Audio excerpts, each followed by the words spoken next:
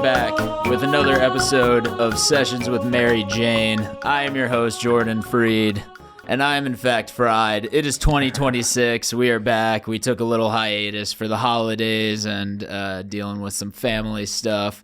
But we're back and better than ever. I guess this is the fourth season. I don't know how I notate seasons. I started a new season, I guess, when I came to the Gotham Network last year. And that was kind of the third season. So I guess this is going to be the fourth season. This is probably the second episode of the third season at this point. I don't know how everything's going to shake out, the content of all the recordings I do today, but this is probably going to be the second episode of the third season or fourth season. So I appreciate you guys coming back and listening. Just a heads up. Got a big improv show at Bolero Snort Brewery in Carlstadt, New Jersey on February 21st. That is super far away still, so grab tickets to that and put it in your calendar. It's after, football's all over.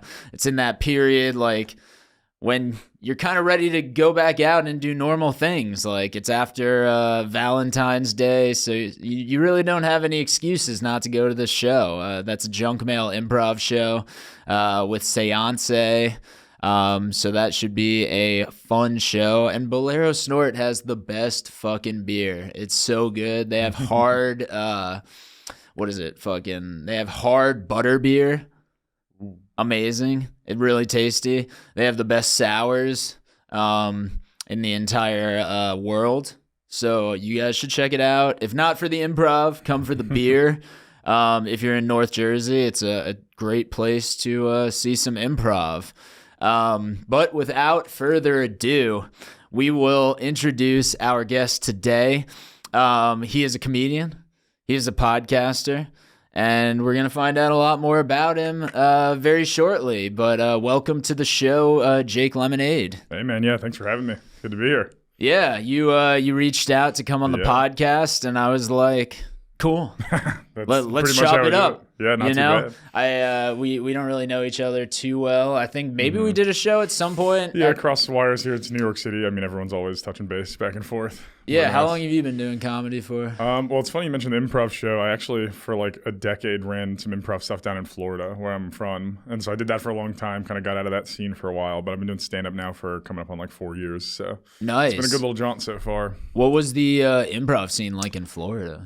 I started in high school, so it was a little choppy because it's hilarious to scam a bunch of adults into coming to an improv show, and there's 15-year-olds out there look at my I'm an actor, and then they're like, what did we just pay $25 a head for?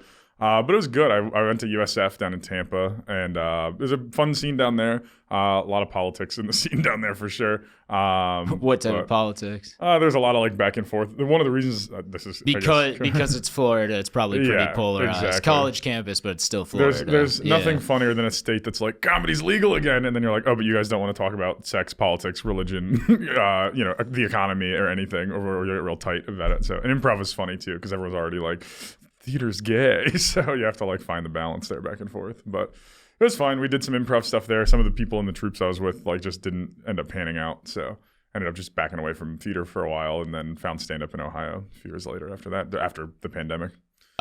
Wait, so let's rewind a little bit because Sure. I want to hear about Ohio too. Yeah. But where did you grow up in Florida? So I'm originally from Key Largo. Grew up in the Florida Keys for a little while, and then my dad was in the Navy. My mom was a realtor and bartender, so we bounced around South Florida for a while.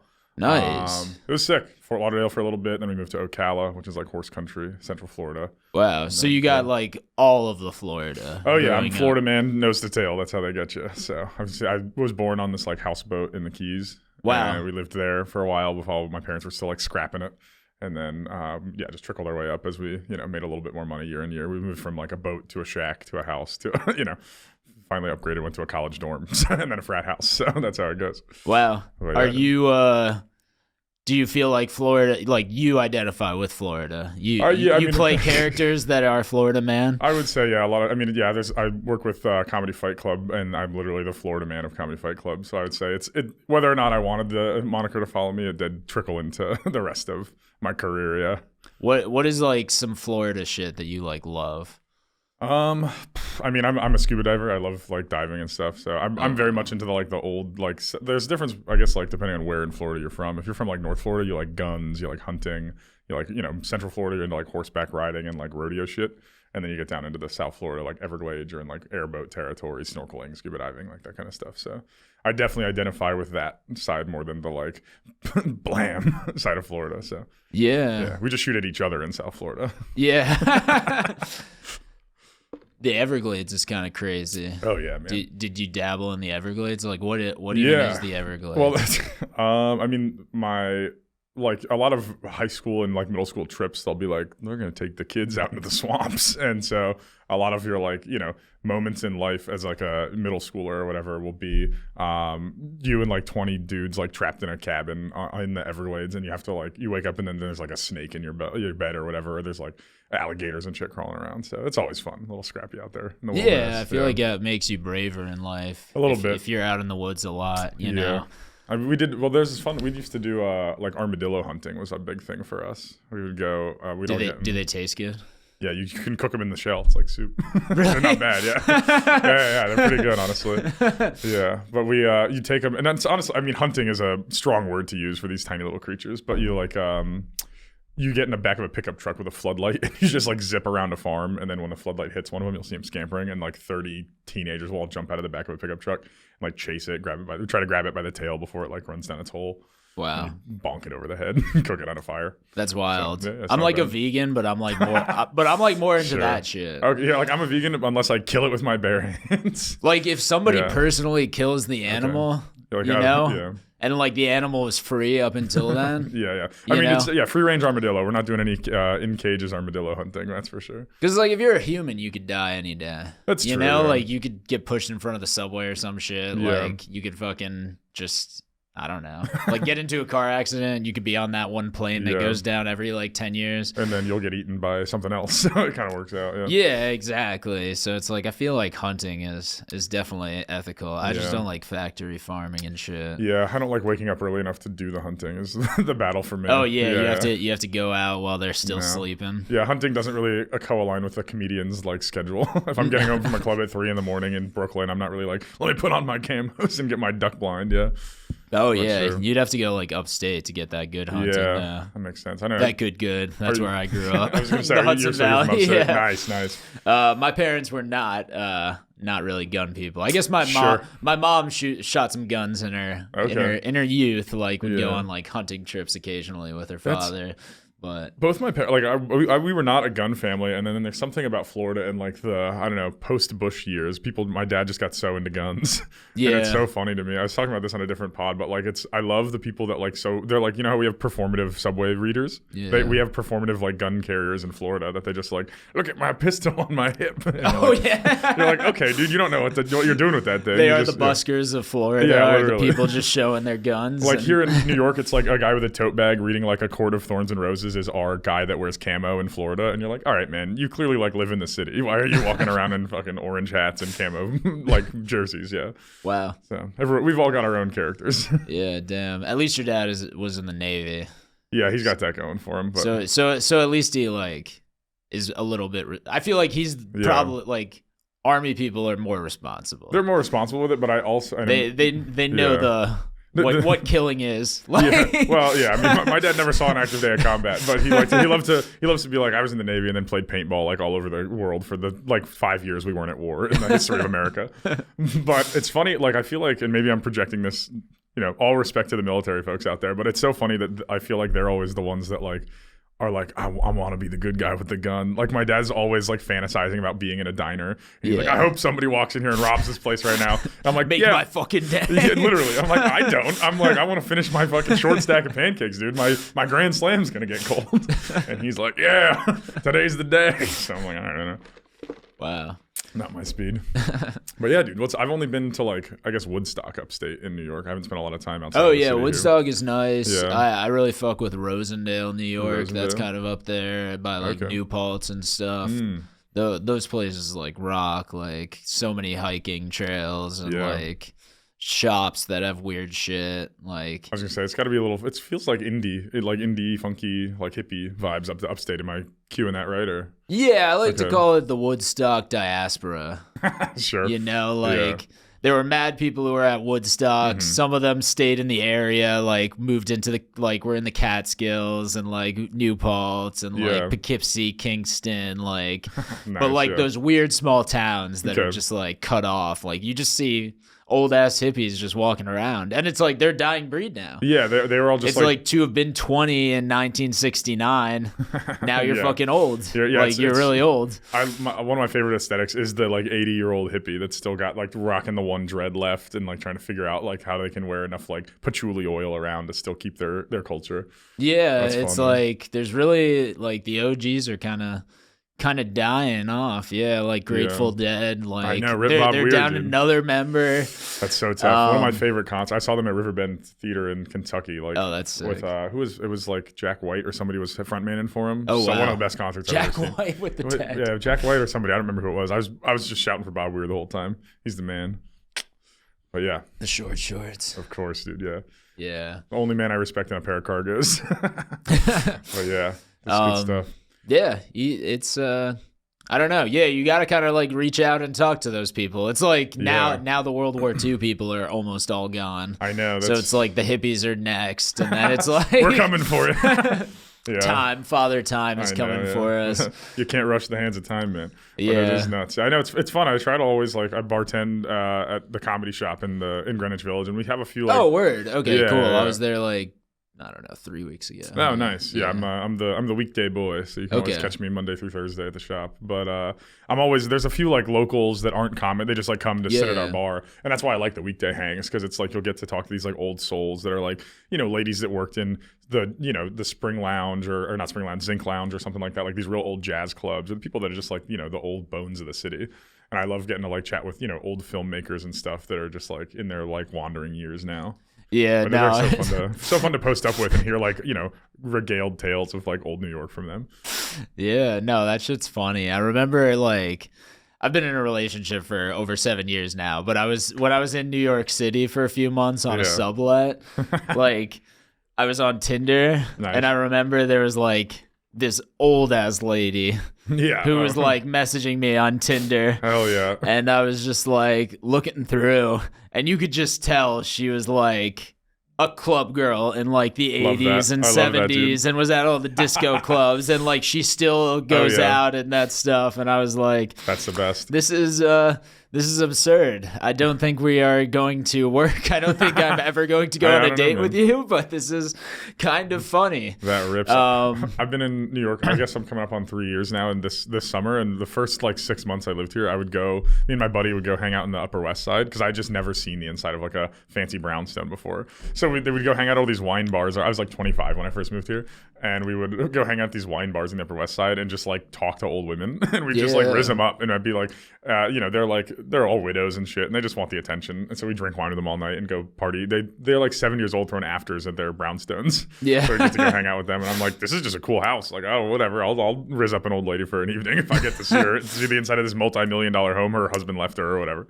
Yeah, that's the funny shit is like New York, it's just gotten so like prohibitively expensive that it's just like everybody is like overpaying to rent, or you see like the fucking gray-haired people just like looking down from their windows all day. Like I do background acting, and like I'll be chilling like on the side of the street, and you're just like looking up and you're like, of course, an 80-year-old man is in this building. That was when this building was affordable for a normal person. They built it around him. Yeah, he was standing there, and they just built the building. Yeah.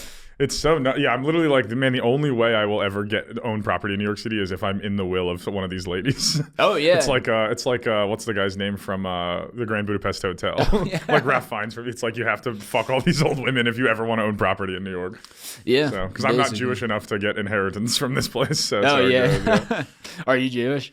Jewish, you know. Jewish. So everyone from South Florida's got a hair of it in them, but really, yeah. All the Boca Raton people, Oh yeah. It all trickles into the water down there. I feel like most of the Jews go down to Florida when they are not sexual. Well, not. able to bear children anymore. The original I mean, Moses was doing it at like 900 years old, so they can too. But it's like the first generation did that, but then their kids will come down and visit them and then make the mistakes of staying down there. So that's how it goes. Yeah, my uncle lived in Delray Beach for classic, for a while. Just hit out from the family. Just I tried to run away to Delray for a little while. My stepdad, my parents owned like a snow cone business, and my stepdad ran the Delray territory for the snow cones. Oh wow! So we were slinging ice all the way down in South Florida. When I was like 15 years old, they'd ship me down there for the summer to go like pitch like snow cones to everybody down there. That's good shit. Yeah, I lived in New Orleans for college, and that was like Tulane? The Snowballs was big. Yeah. Oh yeah, Snowballs. Yeah, Tulane's cool. Yeah, I've done a few shows out that way. I love New Orleans. Yeah, New Orleans is one of my favorite cities in the country. Yeah, it's great. They have a really good improv scene too. Do they really? A lot of people from different areas. Like I don't want to get too much into the improv scene down there, but yeah, they got a few theaters, and then they got people who have been doing improv for a long time that have been doing it so long that they're like independent of theaters and put on shows. Yeah, just run shows. That was the funny thing. Like ever since everything blew up in Austin, it's like Austin used to be like this weird sister city to New Orleans where people would kind of bump back and forth between the two, and they'd be doing improv a lot. They would do like the bar shows in both places because neither really had a great comedy club. I guess Austin had comedy clubs. Because what is it? I used to go there my dad's from Houston, so I would spend a lot of time like the Houston, Dallas, like Austin pipeline. I did some shows in Fort Worth, I don't know, probably 4 or 5 years ago now. But it's been it's a good pipeline, and Austin was cool. I loved Stubbs barbecue and shit like that. I'd see a lot of concerts there back in the day. But I haven't been to Austin since like the comedy scene has popped over that way. So worked my way down the pipeline. I guess, it's all right. Yeah, I've never been there. I've only been to Houston once. Yeah, Houston's got a good scene. They got the improv down there, which I'm trying to get into. But it's just been like chaos. I'm still trying to work like the Northeast corridor right now. Out this way. But yeah, we're figuring it out. I have some weddings in like Austin and California this summer, so I'm trying to plan a little like road tour and just rent a car from Dallas and drive from Dallas, Austin. I want to do like Phoenix, Reno, Vegas, LA, and then hopefully cut up to San Luis Obispo for the wedding. So we'll see. Oh, that's sick. Got a road dog. This is a really good plan. When are you trying to do that? That'll be like end of August probably. I'm still putting some puzzle pieces together based on the wedding stuff that I got to do. But anytime I go, I mean, I've been to probably 65 fucking weddings in my last like 6, 7 years. So it's like anytime I go to a wedding, I'm like dipping out on the reception early to go do a show or whatever. And my friends are like, "Where are you going?" I'm like, "I have to go tell dick jokes in a basement. This is more important than your eternal love." Yeah. Wow, that's cool. Yeah. If anybody has any shows, reach out to Jake Lemonade. What's your Instagram? Before we get too deep into this, I guess we're kind of deep already. Wow, getting a little deep, brother. Yeah, we'll do some plugs, I guess. I'm Jake_Lemonade97 is the Instagram. Next month. I'm in Philly, Pittsburgh, South Carolina, and Virginia, and working on maybe some DC and Baltimore time. So. Anybody that's got anything out that way, let me know. Nice. How you getting these shows? Are these the like bar shows where you're reaching out to indie producers? Any clubs? A lot of it's bar shows. I've done some don't tells, so I have. Nice. Yeah, I try to stay in touch with the don't. They're everywhere. They're literally the most sought of comedy right now. Like they're in every community. The caliphate of comedy. Yeah. The CIA of comedy. Yeah. You got a venue? Like they're like we can infiltrate. We're gonna take your brewery and turn it into a shitty comedy show. Just kidding. No, they're super fun. I did my first don't tell was in Amsterdam. I did one in a bike shop. Oh wow, in Amsterdam. Fun. Yeah. One of my buddies runs the don't tells out there. So shout out Alan. But it's a good crew. So I started working with them and then just bopping around wherever I can. And then I do college gigs with my boys and I's company. Beers Aren't Bad.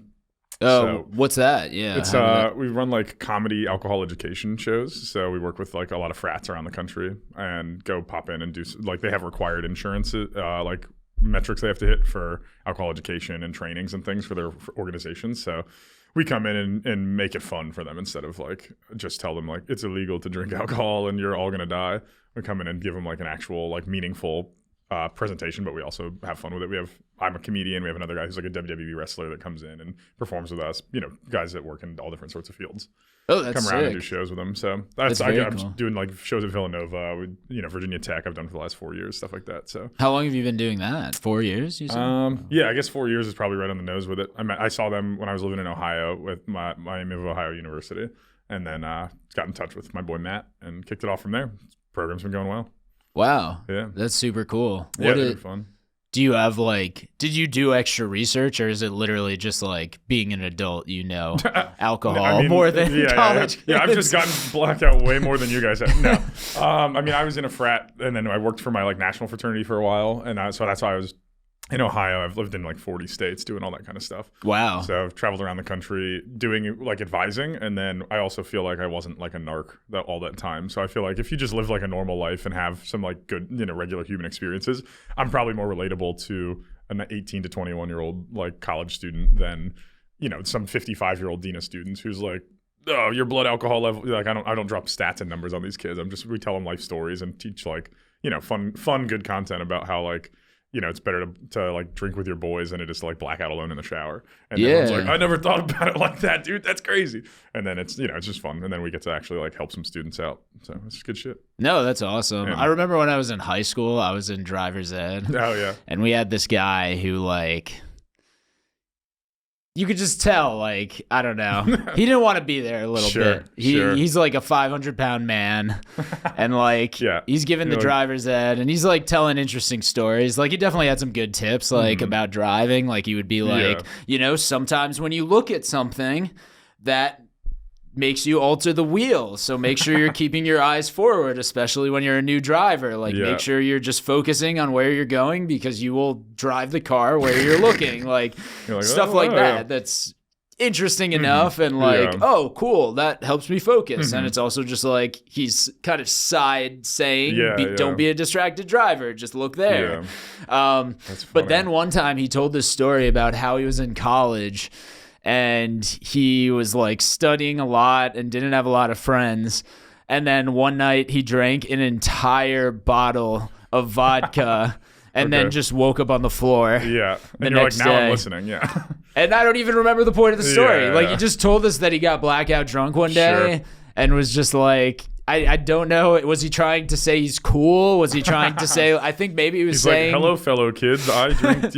I can drunk drive too. Yeah. Maybe he was even saying like whatever you do, don't drink and drive. Yeah, like, I don't care if you drink. Like, just don't drink and drive. So like, funny. That's the one thing that you shouldn't do. That was my mom's policy in high school. She was like, you guys can party in my house, but she goes, she'd take everyone's car keys and lock them in her room, and she's like, do whatever you want in the backyard, but nobody's driving out of this place after the end of the night. So that was our policy. She would park the snow cone truck in the front yard, and she'd be like, you guys can sneak whatever vodka you want into the snow cones and call it a day, but nobody gets out of here alive. Yeah, that's good shit. Yeah, did you see that news story that came out this week? It's funny you brought up your mom like being the party house because like there was literally like a story that came out that this woman was like arrested because she was being like the party house, but she was like watching high schoolers have sex. Oh, like that was like the point that's of it. a little different. Yeah, my mom wasn't like Epstein household. His mom. His mom is not the person featured in the article. My mom's not like, oh, let me turn the cameras on in the bathroom. All the kids are over. But it's crazy. like that's like wild shit that like people would even do something like that knowing that you have to get caught eventually. Yeah, that's crazy. I haven't seen the story. Was she like she was going out of her way to she was throwing the parties to watch the kids have sex? She had rooms that were the sex rooms. Oh, sure. Yeah. No, that's a little rough. I mean, we would still have to sneak off to do that shit in high school. We'd have to like actually pitch tents in the backyard and pretend that the parents wouldn't hear us or whatever. But no, my mom wasn't facilitating a brothel for me and my high school friends. Yeah, no, it was a pretty disturbing story. I was kind of shocked to see it. But then I was also like, anything's possible. Like, I mean, there's literally billions of people in America, and like we have access to the internet, and people are like more fucked up and connect with each other less because they're looking at their phones all the time and like don't believe in their fellow man. Like, that's brutal. That does sound like a Florida woman thing to do. So I think it was Florida. Yeah, it's always anytime I'm like, this is a crazy story. I'm like, click. Orlando. Yeah, every time. Have you watched that show, Florida Man, on HBO? No, I was actually just talking to somebody about that last night. I need to watch that one. Yeah, Florida Man, and then there's Vince Vaughn's like Bad Monkey. I need to check out too. It's all about the Keys.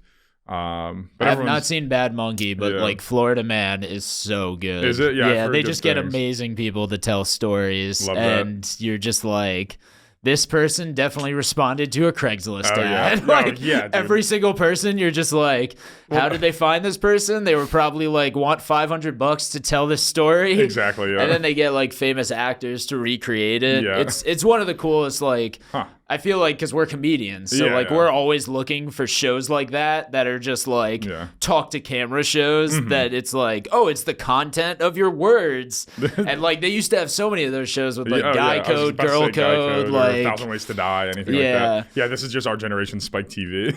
Yeah, basically. Nice. Yeah, I'll have to check that out. Because I mean, well, I guess the thing is I probably know some of the people these stories are about. It's like every dude you see that is missing an arm in Florida, you're like, what's up with that? And then they would love to tell you. So that's their way. Yeah, so funny. I don't know. That's what I was saying is like I was too young, and I guess content creation wasn't a big thing when I was in high school yet. But I mean, I used to just go hang out. I would like talk to homeless people on benches at the beach and stuff in Daytona and just like hear their stories, because some of it's crazy babble, but then some of it you're like, yeah, this guy probably just was like dejected by the system, but had it's all war stories and dudes getting their foot lobbed off like in crab fishing boats and shit like that. So I always thought that was interesting. Oh, but, yeah. It's like, what is that, Andrew Callahan or whatever, that goes and does he'll tour like the Vegas underground tunnels, and it's like some of that shit's crazy, but you're also like, hey man, this is like part of our world. You got to learn about that too. Yeah. But as it goes, I don't do enough psychedelics anymore to keep hanging out in those circles. Yeah. Fun fact, I probably went to school across the street from Andrew Callahan, because he went to Loyola, which is in New Orleans. Yeah, so he's probably right across the street. G-Eazy was there too. Yeah, while I was there, over there.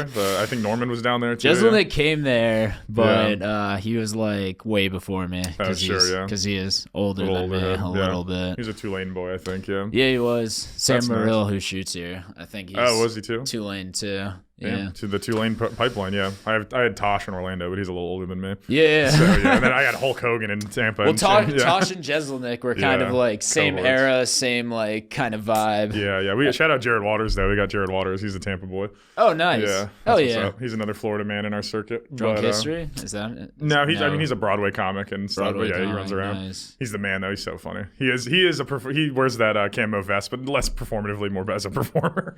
But no, he's the man. He's so funny. But yeah, I don't know. Florida's got a weird scene. I went to Hulk Hogan's like funeral service not too long ago. I was back home for Thanksgiving, and because you're into wrestling, or just because you thought it would be a spectacle? I am a wrestling fan. I mean, not so much today as I used to be as a kid, but he's got a bar called Hogan's Hideout in Clearwater. Okay. And there's a comedy club, Clearwater Comedy Club, like right next door to Hogan's Hideout. And I was home for Thanksgiving, doing some shows down there, and his memorial service was like the Monday after Thanksgiving. And so they had all the old wrestlers out, and it was low key. It was one of those things, like as a performer, I was like, man, this guy's like one of the biggest performers and celebrities like the world has ever seen. And his memorial service was like 8 retired wrestlers like banging a tambourine doing karaoke at his bar. They had a drum circle. I was like, dude, if this is what like the biggest wrestler of all time it gets for a send-off, I'm gonna get nothing. It's only gonna be one dude with like a confetti thing and just be like, fuck that guy, and send Viking funeral out into the Gulf of Mexico. It was like so wild to watch, like Jimmy Hart just like banging a tambourine off tempo, like, yeah, we miss you, Hulkster. Yeah, no, Hulk Hogan I'm not a fan of him. Like, because I was never really a wrestling fan, but he killed Gawker. Yeah, I mean, let me be clear. I don't support a lot of what Terry Bollea is up to. That. But I mean, as a kid, I was like, the Hulkamaniacs, dude. But then I was like, oh, wow, this guy sucks as a human being. Yeah. But the Tampa, like, Clearwater pipeline's so interesting because it's like all of the training centers and stuff for the WWE are down there. Oh, wow. And so you'd get like, I'm sure the codes are very loose in Florida. They could get away with mad shit in the regional. Well, that's my buddy's high school, like, history teacher used to date Dave Bautista, like, way back in the day. Oh, wow. And he would tell me stories about how Bautista would come and, like, pick her up from extended day or whatever, and like all the kids he'd like fake Batista bomb the students and shit. And then I don't know, there's a bar down in downtown Tampa called, I think it's the Pearl, and every day of the week you can go there and see Ric Flair shitting his pants and hitting on 18-year-olds. Oh wow. He's so just they're at the literally bar, like, just hanging in the wild. It's like the retirement community for the wrestlers down there. So, but we'll be at the bar having a drink and you'll just hear like, woo, and you're like, oh, there goes the Flair, there goes Nate, and he's just sitting there like shaking, trying to talk to some 19-year-old chick. It's so funny. Yeah, it sounds like it. Interesting scene, Tampa. Yeah. Yeah, for sure. You have a podcast.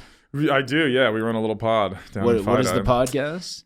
Me and my boy Jamie McClellan, the British Bulldog, we run a podcast called The Honky Hour. So So him and we riff back and forth. We bring different comics and other people on and just chat with them, get to know them a little better. And then I call people honkies. I don't know. It's just been a thing of mine. And then honky, I guess, is what I consider all the British in the world to be. So we basically, it's like it's similar to Are You Garbage, where we banter back and forth and find out if people are honkies or not by the end of the episode. So yeah, run some good stuff. We got a few episodes out now. We just kicked it off last year. Just moved into a studio, so getting a little bit more professional. And yeah, we've been running it. We got some new stuff coming out this year too, so should be some good content. We'll have to get you on sometime. Yeah, for sure. It sounds fun. We'll find out if I'm a honky. There you go. Yeah. Yeah. The honkometer or whatever. Yeah. The honkometer. Yeah. So we're trying some new stuff. We've been gamifying a little bit, but it's been fun to do, and I always love coming on and meeting new comics and chatting around with stuff. So for sure. Do you love traveling? You move around a lot. Yeah, honestly, I mean, part of the reason I became a stand-up was because I had already done so much road dog shit for the frat work and just all over the place. And I'm a big backpacker and European. I'll just fuck off anytime I have $1,000. I'm like, how much can I extend this into a trip? So and I realized that's kind of the road dog thing that comics are doing anyway. So I was like, if I can do the lifestyle, then hopefully I can become good at comedy, and then that'll just pay for those travels. So yeah, it's kind of worked out hand in hand. I love traveling. I'm trying to see all of the country by the end of my life and hit as many different spots around the world as I can. Can you name the 10 states that you haven't been to? Well, I've lived in 40. I think I've been to 43 or 44 states. I need to go. You've lived in 40? Yeah, because when I was working for the fraternity, I would go stay in colleges all around the country. So I've lived in North. I mean, it'd be for a month at a time. It's not like I spent years of my life. I'm only 28, but yeah. I mean, I've lived in Grand Forks, North Dakota. I've lived in the Michigan, Indiana border, Gary, Indiana, that kind of stuff. But I need to see the Pacific Northwest and Alaska, Hawaii, Washington, Oregon, Montana, and I want to say Idaho, maybe those are. I think that's my list that I have left. So yeah, that's how do you think college kids differ from 10 years ago when you started college? I mean, well, I worked mostly with students as COVID hit. So I moved to Philly. I graduated in December 2019, and then I moved to Philly. Congrats, that's a perfect time to graduate. Right, like Indiana Jones grabbing the hat. I was just I got right out. But then I was working at UPenn in Philly. I almost started stand-up comedy there, but I was going to Helium, watching open mics, and I was like, oh, this is sick. And we went away for spring break, and I wrote my first ever set, and then we just never came back from spring break because COVID. So I just delayed comedy for 2 years after that.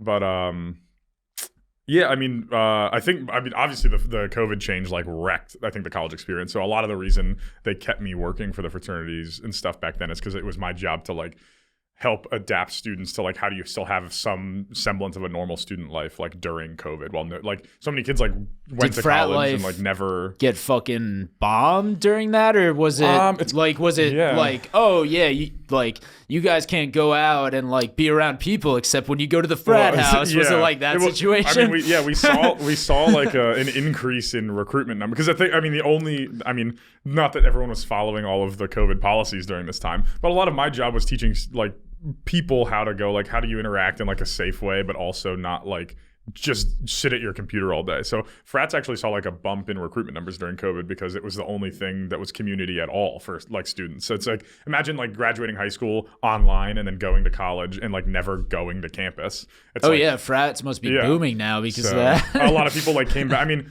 do I think the demographic and the profile of what a frat looks like now is different than what it did when I was in college? Probably.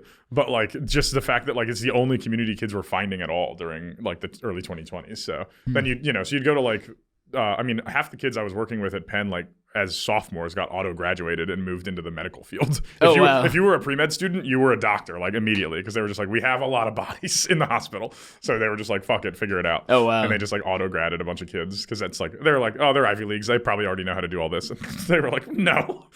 But yeah, I mean, I think the numbers definitely they increase year after year. But the profile of students is probably, I see it now. I think phones would have done this in the long term anyway, but COVID really hit nobody's making a lot of eye contact anymore. Yeah, it's very tough. It's challenging to make eye contact in life. I'm everybody's autistic, so it works out. Yeah. But I don't know. I think it's good to find the balance between the human community experience that COVID had, but also then there's the level of people that were oh, the liberals ruined talking to anybody, and they're locking everybody inside. I'm like, yeah, well, we still want to have people alive so that you can meet them after the pandemic's over. Yeah. But you don't want to like not have human contact for 4 years. That's probably going to make you a serial killer. For so sure. like, I'm sure it made a lot more serial killers. COVID. Yeah. But it was funny to go from, because I would work in so many different states. So it's like you go to, Ohio, and there's like no regulations there. But then you go to like, like New England or something, and it's like way more locked down. So then it would be interesting to like navigate the differences between each state. Yeah. But, I know. It was fun. We figured it out. It kind of was nice to like, I graduated, didn't have to have a real job for 4 years. So yeah. It wasn't too bad. No, that works out very well. That's cool. Yeah, frats are fucking everywhere. Not too shabby. Yeah. What is so you're planning on touring this year, so that's the big like goal for 2026 is like hit some new cities. Yeah, I mean, I got laid off from corporate America like July of last year, and I tried to take that and go like as full throttle into comedy as I could. So what were you doing in corporate America? I was working in like recruiting for accounting and finance people. So I was basically like, before that I worked in like actuarial recruitment, which, sorry, I apologize to America for increasing your rates, but it was my job to hire like the best actuaries in the world. So that sucked. And it was like a corporate guilt hellhole for me. But, actuaries bad? What do actuaries do? Aren't they just a different type of accountant? Actuaries are the ones that like evaluate healthcare plans, and they feel real hoity-toity because they're like, we're saving you guys money, but it's like actuaries are the reasons Luigi Mangione shot that guy because they're the ones that are like, look at us just saving you guys money at Aetna, and then they're like, actually, we're just cutting off your cancer treatment halfway through your diagnosis because it's like they're obviously on the side of the healthcare company. But it's crazy how like so many things are just like extra expensive because like the companies have to do advertising. If there was no advertising, there's like multi-million-dollar budgets for commercials. Don't need to exist. It's wild. But and then they pay people like that to just like basically be scabs and like break up unions. And I'm like, and I'm like, why do we have advertising for pills? It's like, if you need the drug, you should be able to get the drug. You shouldn't be like, ask your doctor about this boner medication. Which is every ad on the planet. But I don't know. But I was doing that for a while, and then I decided since I had the layoff happen, I was like, let me go as full throttle into comedy as I can. And I did like a European tour last year that was super fun. How was that? I've only been to Dublin and France. Oh yeah, where in France? Just Paris for a weekend. I did Paris. Yeah. You did shows out there or just vacation? Nah, I haven't really done, like when I travel, I feel like I'm usually like with my girlfriend, and I feel like she'd be like, is this an us trip or is this a you trip? Dude, it's so tough. I mean, I love the solo travel side of it. But like it is tough because you're like on vacation and you're like, man, if I do like, I mean, I stay in hostels, so I guess the show pay goes a lot further, but it's like, man, if I do 3 shows in the city, it like pays for the trip. Because it's like I'll stay in a hostel for $12 a night. So if I'm making $25 a spot, $50 a spot, it's like that's dinner, beers, and the hostel. So it's like bang, and I just kind of planned my trip around that. But I had a wedding in Italy at the beginning of September last year, and then I was doing a comedy festival in Cyprus. Shout out Yorgos, International Cypriot Comedy Festival, 4th annual one happening this year. But it was cheaper. I've heard Cyprus is cool as fuck. Dude, it was awesome. I mean, I'm from like the Miami area, and then Cyprus is like the Miami of Europe. It's nuts. It was super fun. But I'd never been before. It was one of those things that's like, when else would I go to Cyprus? But I was doing the math, and it was like cheaper to stay in Europe for the month and like bop around than it was for me to like fly to Italy, fly back to America, fly to Cyprus, fly back to America. So I just kind of like nickel and dimed it, and then I bopped to like Madrid, Milan, Paris, Amsterdam, Oslo, Athens, and then Cyprus, and then back to Barcelona before I flew out. Oh wow! And just like found like the cheapest buses and flights and hostels, and I stayed with friends on couches and stuff. Kind of like scrapped it for the month, but it was super cool to see European comedy and like meet all those people over there. Comedy Clubhouse in Barcelona is a super fun place to perform. Black Cat in Paris is like Le Chat Noir, I guess. But yeah, super fun time. And then the festival in Cyprus was great. Got to meet a lot of really good comics. Are most of these shows for expats, or are these? Yeah, I mean, you're being thrown up sometimes with French comedians or comedians speaking other languages back who are and like forth. The festival was super cool because they did some Greek shows and some Cypriot shows, and I mean, I didn't understand a word that they were saying, but it was like back and forth. But yeah, all the reasons I picked all those cities is because they have English speaking comedy there. So like I learned so much because, you know, I talk kind of fast, and I'm also like English is my only language that I speak. So it's like you kind of learn, you know, how different comedy is for them. You can make some references, like you can talk about Trump over there and they know who that is, but they don't know who like JD Vance is sometimes. So it's like you have to kind of edit your comedy and figure shit out there, which I thought was a lot of fun. But it's like a little like new monkey wrench or challenge into the scene. But it was great, man. The month over there was super fun. And you get to be a tourist all day, and then you know, fuck around at night, do some shows, pay for your trip. Not a bad day. Yeah, not a bad day at all. Yeah. It was fun though. I talk about this in my set, but it's like I thought it was the weirdest thing I experienced was I toured the Anne Frank house like in Amsterdam. Yeah. And it's moving and super cool, but you forget that like, hey, they're like Disneyfying shit over there too. And so next to the Anne Frank house is a pancake shop, and then on the other side is the headquarters for a Lover's Canal cruise. Oh wow! And then in my set, I'm like, it is weird that the Anne Frank house has become like a good date night, but it's funny to see like, oh, this is being commercialized. It's like we're commercializing World War II shit around the planet the same way we're like, oh, come tour this battleship in America. Oh, it's like funny to see, but yeah.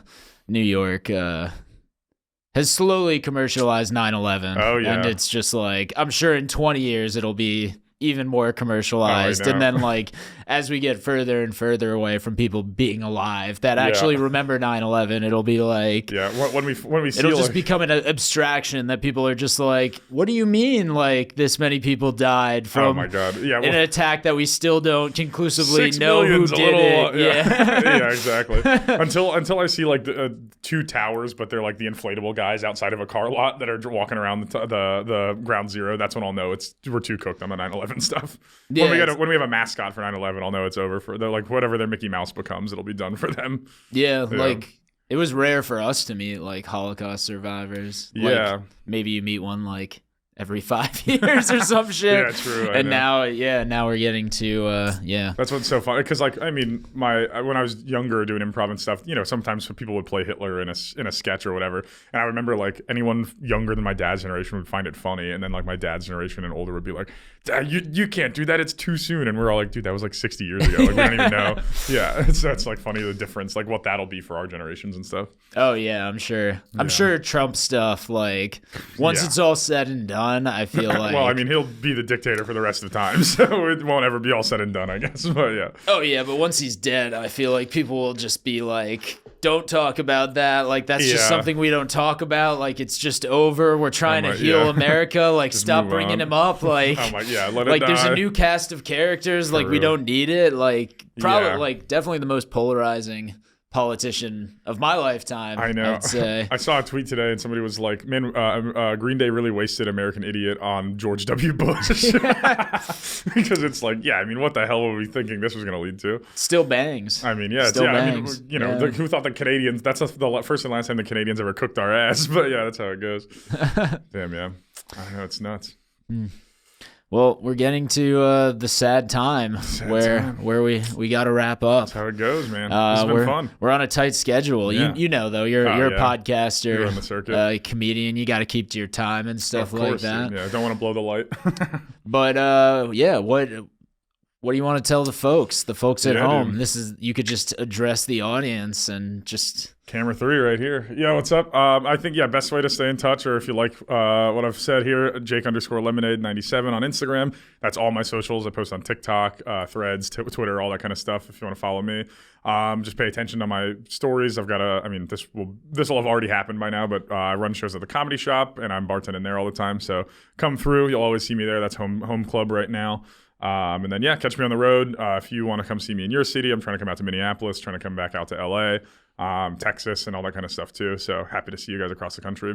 And then working on another European tour this September. I'll be helping out with the Cyprus Festival again this year from a producing angle as well as a performing angle. So hit me up. And if you're interested as a comic and any of that kind of stuff too, feel free to DM me on social media or reach out for my info. But thanks so much. What are the vibes of the Comedy Shop right now? Vibes are getting high. We got some good new hires that have come in. We just passed a few new house comics that are really strong. So how does it work? Because it's like definitely more of like an indie thing because it's a small ass room. Like, how big is there's a downstairs room? Yeah, we have the two too? rooms. I think upstairs fits like 45 or 50 people in the audience, and then downstairs about 55, 60. So we run some good shows down there. Obviously, Thursdays through Saturdays are our killer busy days, but I mean, we run shows 7 days a week. We got open mics at 4 and 6 every day. So really, really good spot. I've been working with them since like October. And I love it there. We got a real good cast of crew, and the bartenders are fun. We got good drinks, full bar and restaurant. And then, shows are great. Ted Jones works with us. He books a lot of the third-party shows. Hit him up at Ted Jones World. And, swing by. Come see me. I'll pour you up. Well, this has been great. Man, dude. Jake, we had some lemons, and we made some lemonade. There you go. We are Angel lemons. You got to squeeze them. Yeah, basically, we squeezed a DM into a fun episode. Not too shabby. Like I said earlier, come out to Bolero Snort on February 21st. Go back and listen to the older episodes if you haven't listened to those. Maybe tell somebody about this podcast today. And be like, I listened to a podcast. This was the podcast. I had an hour to kill, and it was great. Yeah. But yeah, get out of here. Stay blazy. There we go. Peace.